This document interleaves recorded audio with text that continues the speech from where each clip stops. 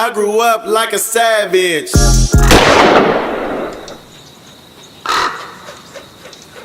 212. You now rocking with the No Vultures podcast. You got me, myself, Lord Rab. You got Corner Barber straight ahead of me. What it do? What it do? You got OG Clee that would be to the left of me that's out on vacation right now. Shout out, Clee. And today we got a very, very, very special guest. Now this man, you might see this t-shirt hanging up behind us often and wonder what is that if you ain't familiar with it and you part of our YouTube viewership and you try to figure out what is that, what's with the Soulbeat, or you may be family and you know what that is and you know what that represent and you know what that mean. Well, this guy, that t-shirt is a part of his legacy, a part of his fabric, a part of the fabric of Oakland. You know, he's Oakland's own, you know, raised right here, you know what I'm saying? Hailing from Sobrani Park, you know what I'm saying? Family that actually had property there and still leaving a legacy there. You may have seen this man at any hip-hop show, any hip-hop event. You may have seen this man with the mayor of Oakland. It's a strong possibility. You might have seen him with the mayor. You might have seen him with, you know, a few local politicians, man. But he still always find a way to bring it back home. You may have seen E40 as of lately all over the 49ers screen. This man made that introduction, man. And with no further ado, man, we got Chuck Johnson in this motherfucker, man, on No Vultures today. Chuck, what's happening, player? Okay, that's what's up, man. Appreciate the intro, like the man. intro? What's up, Jacorin? You know what I'm saying? Man, let's see you. You know? Let's see you. You know, here, man. and Chuck, Appreciate I don't, it. you know, we talk often off camera, and I don't have to tell you this. You know how we feel about the culture. You know how I feel about the culture. And so basically, I mean, you saw me from the beginning when I was just talking about this podcast. You know what I'm saying? And Look at y'all now. What episodes y'all in there? man, this got to be like, over a year this in, got to be so- like 55, 60. I got to count. Yeah, this got to be. It's season 2 right here, so we about 7 episodes in on season 2. That's coming shortly, around the first of the month. And the disclaimer is like we tell everybody. You know, we started this because we was tired of the outlets around here either not acknowledging us or acknowledging us for the wrong reasons. We was tired of that shit. We was tired of Thizzler, and no disrespect to them. We was tired of, you know, whatever Bay Area rap. When it's beef, it's always something. Oh, they ready You know to what I'm holler. saying? They ready to holler. If Chuck Johnson was blasting 40 online instead of making relationships, blasting Be Legit online instead of making relationships behind the scene and not want no credit for it. You know, this man, you know, so we want to bring you on here to give you your flowers, you know what I'm saying, and let you tell your story because a lot of us, you come from the old school too.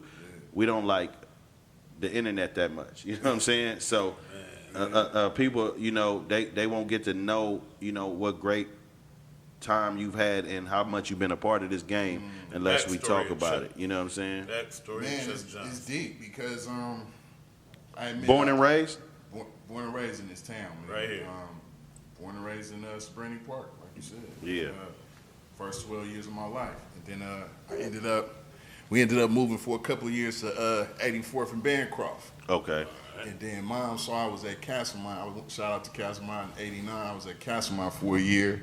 Okay. And I ain't gonna front, I was doing way too motherfucking much at Castlemont. And so Mom, she's like, look, man, Castlemont, man. Castlemont was a fool What in you was running the '89. streets or Castlemont get in was a trouble at fool, school or man. what kind of shit? All of it, man. I'm in the town, '89. Yeah. You know what I'm saying? It was wild Ninth in grade. 89, I mean, I wasn't out here yet. But I yeah, heard. man. I ain't gonna front, man. We was in the 9th grade, shooting dice, drinking 40s, fighting. You know what I'm saying? Partners grinding.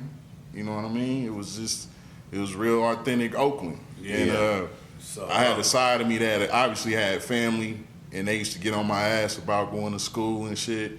So I had a part of me that thought about school. Yeah, yeah. But I got consumed with the culture. Right, And right. in 9th grade, we just was at Castlemont fights and just doing too much. Then Mom I just can't said, skip over that too lightly Yeah. either, man, Uh, because when you say you a part of the culture, it's a different. Like, niggas gotta understand, like, a part of the culture, like, love this shit. Like one of them niggas that, you know, I mean, all of us did it back in the day. Not all of us, but, you know, looking at the liner notes, you know what I'm saying? A nigga that's, you know, in tune, you know, you could tell us that Primo was not just a DJ but a producer. Exactly. Yeah, so I just had to talk about that too, because it don't be a lot of people that be that thorough on their hip hop when they be talking about this shit, but you was like living that shit for real. I mean, I'm definitely a hip hop historian, and I think that's why everybody's so mad at me over the last 20 years that I kind of fell back just from trying to be media. I became like some real town shit. You don't really want to be seen with everything you do and everything you know. Okay. Versus then it's a side of me that understood I was a part of media Right. in the town. And it was important for me to think of, and I was also thinking about some shit called journalistic integrity. Right. You know right. what I mean? Mm-hmm. So it was just a different kind of cloth that everybody keep reminding me to this day, 20 years later, 25 years later, bro, why you ain't doing that shit right now? Why you ain't doing that shit right now? Right. And so, back to that time period though, as we keep going with that time period, Oakland back then, I'm in the 9th grade, so I'm about 14 or some shit, like 15 or something. You knew that you was from the town and doing all the extras, but then you also had a respect for the OG cloth. And you know what I'm saying? and let's be clear, because everybody don't come from this shit. You lived in Sobrani Park. Yeah. So there was a different type of, responsibility with everything you did. Niggas from the hood was gonna hold you all the way accountable. To this day, and it was vicious and it was real, and it was very authentic, because ask about some brandy, some real ones came from back there. Absolutely. Yeah. And so I'm gonna keep it real. It was times that I really wanted to get with some street shit. I'm gonna give y'all one story that I'm walking to the Scotty's, old school Check cashing. Scotty's check cashing. This young high school or this I say this is about 88, 87. Okay. Before I even went to Castlemont. And by line, I was just doing a regular move, walking to the store, and I saw at the park the homies was shooting dice, smoking, vibing, music knocking, and something about me was like, man, I want to go over there and get in. So I just went over there. I knew him. I would start shooting dice with him. And as soon as I got on my knees and started shooting, one of them was like, hey, bro, you got to get up out of here. And everybody got quiet and was just like, you going to get marked? What you going to do? You going to just leave? I was like, what you mean I got to get up out of here? Yeah. He was like, hey, bro, I know your grandfather. Mm-hmm. If he see you here, by, if he drive by and see you right here, it ain't cool. Mm-hmm. So you got to cut. So that wasn't a mark move. That was more of a OG respect call. It was an OG call. And I had to respect it. And I had to walk home almost feeling like I got punked, but then I realized that He do know damn, this this neighborhood see me or see my family in a different way. You know what I'm saying? Mm-hmm. Yeah, so and back then in Oakland, it was like a lot of black neighborhoods where, somebody catch you around the corner and check you. You know what I'm saying? Check you about whatever you had going on. You wasn't too big to be checked, or make sure that you understood where you was at and how you supposed to be behaving. That's exactly. I mean, keep it real. Around there, it was such a duality in Sobrani, because as much as the dope era was happening and motherfuckers was getting shot and beat up and stabbed and raped and tomorrow it's a cool, laid back day. Everything. All the families is outside talking to each other. All the kids is hanging out. And the OG around the corner could really check you. Absolutely. And then you got to go around the corner and get checked again. Right. Straight up. So how did that turn into? How did the evolution happen to where you went from this guy? Because you got into this business early. No, good. So how did it happen to where you ended up? Take us through a process where you ended up from just loving hip hop and listening to hip hop, and how it transitioned to you ending up on Soulbeat. Man, I guess it started, like I said, from my grandparents or just my family in general was into music. And so at first it was just about, the 70s music. Okay. You know what I'm saying? You would listen to just what they was listening to. You trying to go to sleep, they playing dominoes and spades.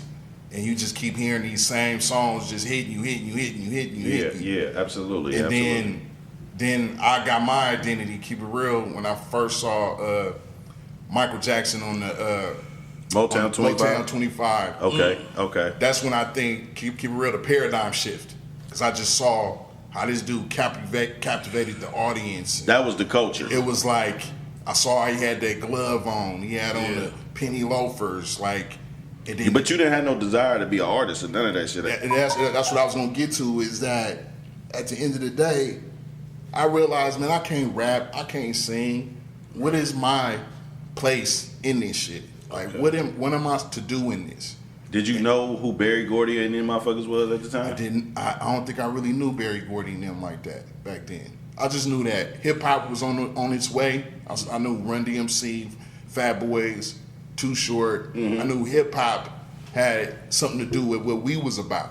Yeah. Again, I was talking about the 70s. That was the OGs period. Right. Then ours kicked in a little bit midpoint with Michael Jackson and Prince and all of that. Then kind of like the 87, I started going to Madison Middle School. Okay. I'm hearing Dope Fiend Beat by Too Short. And I ain't gonna even front. If I had to do a karaoke, I know word for word Dope Fiend Beat. Did you go to Hamilton with did you go to Madison with Ricky Hamilton? Man, he threw it back, man. That's crazy, man. Ricky Hamilton. How you know Ricky Hamilton? I know his little brother. Ricky Hamilton, little brother is Rick from seminary. So that's his name too, Ricky Hamilton. And that was my first experience with somebody talking about like Russian roulette. You know what I'm saying? Like, Russian or whatever. roulette. And I was like, for real, they did that shit? Like, you know what I'm saying? And I remember him being devastated. All the way back. That's he crazy. Was devastated. Don't keep telling the story. I'm gonna give you mine. Yeah, he was devastated at school, and that was my partner, man. It was just like... And Tell him what somebody got killed off the Russian roulette? Hamilton? Explain to him the story of Ricky Hamilton as you know. How do I remember this shit? I don't even... I think the details is cloudy for me, but was they in front of the school? They was in keep it real, they was in a locker room at Madison. Okay. So for the world to understand, because this is definitely dope that you brought up Ricky Hamilton, I'll share this with the world, that Ricky Hamilton was a dude that went to Madison Middle School with me in 1988. And bottom line was Ricky was the life of the school. Right. He was the life of the school. Like the gangsters loved him, the girls loved him. He knew how to dance, he knew how to rap, he knew how to dress. Yeah. He just was a magnet of some dope ass energy. Right. And keep it real, Ricky, for whatever reason, he was hella cool with me. If you go back to our yearbook, you can see pictures of us. So you got me tripping, man. Is that right? You got me fucking around getting emotional like that. Yeah. Fuck you. Because that was my nigga. And everybody don't understand that. So anyway, as the story goes, dude had a situation where we had another partner, and I ain't going to put his name out there, whatever. But he was kind of like a live wire type dude, unpredictable, whatever. He would get caught up in problems with dudes, trying to prove a point, all kind of shit. Okay. And then Ricky kind of, the way he was just a magnet for fun and trying to get people to get along. Right. He could squash it. He was trying to squash the shit. Okay. And so, long story short, dude had a thing, and Ricky talked him out of taking it. Give it to me, man. That, again, mind you, it's middle school. Yeah. We in middle school. Yeah. And so, again, it's Brandon. And long story short, it went left. Nobody was in the room to know the for sure, but the word is somehow the gun was supposed to not have no bullets. Right. Possibly Rob may have got it and did something and put something in it. Right. Ricky didn't even know that shit. Right. After school, he playing around, talking to him. We probably crazy enough to just play like this. Right. Niggas like, listening to it was Gangsta Nip and Bushwick and shit. Nigga, Russian roulette and Yeah. bow, and that shit really went bow. You know what I'm saying? Oh shit! And we lost Ricky motherfucking Hamilton. And that was in junior high. Yeah, really. Oh, Again, shit. lucky I'm 45. I can kind of manage the moment. Right. But I remember that moment viciously. Yeah. That I was in class giving it up in front of everybody because that was my dog. Right. And bottom line is, I ain't gonna front. Some of what he about is me. Right. Right. You know what I mean? Yeah. Like, we was that cool. You know what I'm saying? We just blended in. That's crazy. He got. I ain't trying to put him out there, but again in the yearbook, he got my jacket on. That was your nigga. Yeah. Yeah. Guy. Yeah. So they wasn't putting smut back then on his name and stuff like suicide. I wasn't no suicide. No. We know it was Everybody Russian knew. roulette, but Everybody knew Ricky loved Ricky. Yeah. Right. You know what I'm saying? Yeah. We knew Ricky loved Ricky. Yeah. Okay. Yeah. So yeah, that's dope. But the point is, his energy is what I even carry with me today. Okay. If we was to bring everybody together, it'd be a different moment if we just talked about Ricky. Right. Yeah. Damn, that's crazy, right? man. Yeah. That's crazy. Man. And I know you had that connection to him. I just know That's how my nigga, popular he was and how much that hit home at that. That was the first of any kind that anybody I had known that an incident like that happened. And you was tight with his little brother? Man, tight. That's So it my felt nigga. like you knew Big Ricky. Still, Rick. you might know Rick sometimes. You see him with Phil and them, but Rick from seminary though, man, that's his big bro, man, and that was like hella impactful, man. You know what I'm saying? Nah, that was definitely. And I think my cousin might have went there too at the same time. My cousin Tana, you know what I'm saying? She might have went there at the same time, but that shit was crazy, man. No, it impacted us all because, like I said, that was '88, so I was a real young dude. It really taught me that man, this town, Sabrani, is for real. Just for real, huh? At an early age. Yeah. So you better. Again, like I said, man. At the end of the day, that was one of the dudes that loved hip hop with me. That's the dude that wanted to stand tall for what we was about with me. So like him and his shout out to another dude, Rico Greer. So that he was them was the people that you found that you locked in with that was on your level. Yeah. You know what I'm saying? Because some niggas like, you know, like you have, well at least I did. I had different sets of friends. I had my ball friends that I played ball with. I had my real street niggas that was out here on this turf. And you know, sometimes they intertwine, but then I had niggas that I locked in with that wasn't neither. You know what I'm saying? Like that's just my friend. You know what I'm saying? Like I probably really enjoyed their company more because it was less dangerous. You know what I'm saying? I was really living. Put your that guards other shit. down with these cats. Yeah. I could just bit. be myself. I ain't gotta be tough. I ain't gotta be none of that shit. You know what I'm saying? We just kicking it. Go wear some flip flops. Nigga, mama always cook. You know what I'm saying? Some shit like that. Right. So, in the process, and rest in peace to Rick too, man. In the process of continuing to grow into that path, and like I said, getting to the Soulbeat point, or where you even loved hip hop enough to. Now we talking Let me about get back to it. when you got to Soulbeat. What year was that? That was like 94. So I want to take it back a little bit, and let's think of monumental moments that probably had or hadn't happened in Oakland, right? So we talking about World Series happened. We talking about earthquake happened. Huey Newton had been killed. Wait, what year was the earthquake? Earthquake was 89. Okay. So you going back that far. Yeah, Huey Newton had been killed. Oakland Hills fires had happened. I'm just thinking of significant shit that happened on the hip hop scene. We had the Gavin and shit already. Oh yeah, Gavin definitely had started back then. Gavin was probably like 90, probably 91, 92. 91. Yeah, 94 hip hop was definitely on deck out here. I think I don't know, was that when the Loonies first album started coming out? What year you said? 94. Yeah. So man, to be honest with you, you came in the game. They talk about golden years. You came in the game at the premier time of rap, right? You came in post Chronic, right? On the cups of Doggy Style. What am I thinking about? Nas is coming out. 94, yeah. Jay-Z is starting to go solo. I'm talking about just a significant time in hip hop. In our own scene, we had Short, Dangerous Dame, Richie Rich.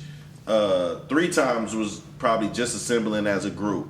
What's the boys in Frisco with Black C? RBL. You had the other JT, boy, 11-5, JT, Mac Mall, Seth the Gaffer. Hey, so, you know, it was lit. and as I'm explaining this time, I just want to talk about this too. As of the recent week, we're gonna get into that later. But the beef between Bay Area rappers.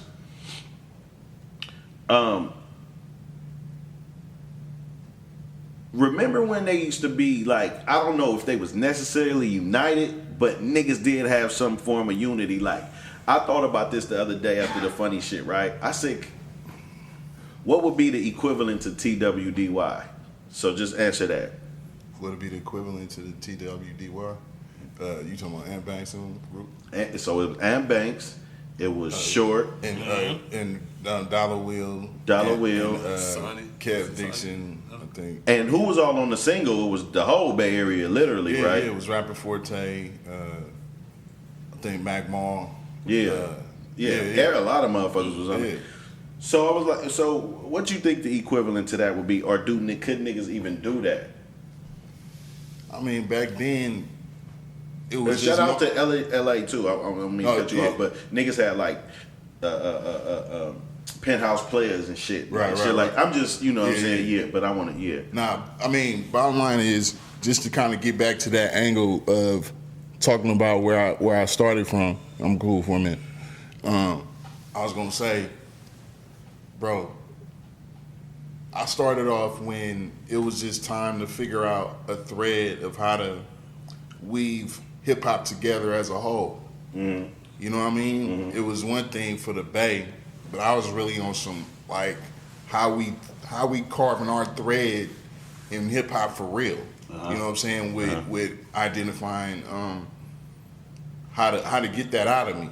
I was just trying to start from that as a hip hop lover first. So you was about 18, 19? Yeah, it's like just as a young dude. No, when you got on Soulbeat. So what it was, I was about 19 years old, and I basically was about a year or two out of high school, and I was at Laney College, taking a few classes on college on what was it? It was like a broadcast journalism class. Okay. And then it was like a public speak. Like I just knew I wanted to get better with that. Okay. And long story short, I ran into Chuck Johnson downtown Oakland. I was going to grab something to eat, and bottom line is I told him I was in school doing this thing, and he was like, all right, here go a card. You know what I'm saying? But at that point, what was your personal outlook on Soulbeat? Like, how did you feel about that? Because Soulbeat been around forever. We got to explain to the people. Soulbeat, bottom line was for the youngsters who don't know, you have to Google it. We're going to actually bring out some content for people to learn more about it soon. The bottom line was Soulbeat Television was a television that was 24 hours black owned for like 25 years here in Oakland. Now let's talk about that too, because 24 hours, nigga. Like, there's been times where MTV used to be silent after midnight? Hour. I mean, or 2 in the morning. Am I right? Like, Exactly. MTV A lot of used to be channels put silent. them little rainbow lines up at it. It used to just be over. Again, this is something. It's almost like a dream for them because their imagination can't imagine being without YouTube every day. Right. So what year did Soulbeat start? Since y'all said 25 there was, years I say about So I had to tell the 79. young niggas I say about 79. I had to- 1979. No, for real? I had to watch my first porn on Cinemax with the lines. Remember the lines? Niggas going through puberty looking at the titties like, you remember the lines? You ain't had Cinemax, you had to pay for it. They should be blacked out. Exactly. They should just be going. And then you get it. Yeah. And then you get the little box from the nigga with the hookup. You get everything, right? Yeah, They show soft porn late night. Straight wiggle. But these little niggas watching Pornhub in 5th grade. With it to the fullest. Hey, so look. Now, your opinion of Soulbeat. What did you say? How did you feel about it? Soulbeat, again, it was a balance of knowing that we had ownership, and then it was always a way that we. That meant that to you back then. I mean, everybody knew it meant something. Yeah. Not everybody, Chuck. I think Niggas used to be dissing. What I was gonna say, Clowning. oh fuck yeah, they're clowning. That's what I was gonna get to. But I also was critical of what the content was. I knew that it was black on, so I was talking more shit. Yeah, you know what I'm saying. And one thing I'm gonna say right now is that, of course, we had Rap City. Of course, we had Yo MTV Raps. Yeah. But records that needed to get broke wasn't getting broke. Put it like this: I personally believe if there was no Soulbeat, it would have been. I'm not saying it would have been no Drew Down. I'm saying it would have been a longer road For him to get to where he got. That's why I saw it first. You broke Drew down? I didn't break Drew down, but it was on Soulbeat. But the point was, Listen, it was on Soulbeat nonstop. It went to the So that's what I box was gonna say. fast, Right. But Soulbeat supported it first. right.